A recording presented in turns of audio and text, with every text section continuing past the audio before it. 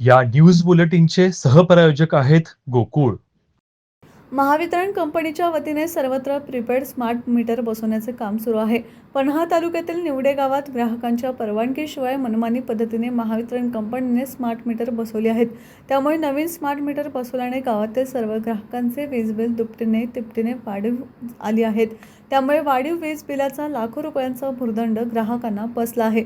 Smart meter बसवल्याने गावातील सर्व ग्राहकांचे वीज बिल दुपटीने वाढत असल्यामुळे ग्राहकांनी वीज बिल भरलेले नसल्याने महावितरण वीज कंपनी गावातील ग्राहकांची वीज कनेक्शन कट करत आहेत. त्यामुळे वीज ग्राहकांकडून महावितरण कंपनी विरोधात तीव्र संताप व्यक्त होतोय.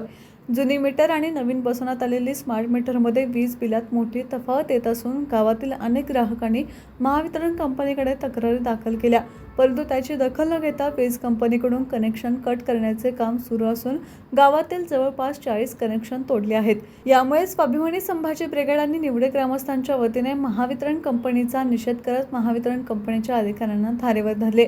बसवलेली स्मार्ट मीटर तपासून जुन्या मीटरप्रमाणे वीज बिल आकारण्यात यावीत, अन्यथा महावितरण कंपनी विरोधात तीव्र आंदोलन उभारू असा इशारा स्वाभिमानी संभाजी ब्रिगेडचे तालुका अध्यक्ष शैलेश हिरडेकर यांनी दिला.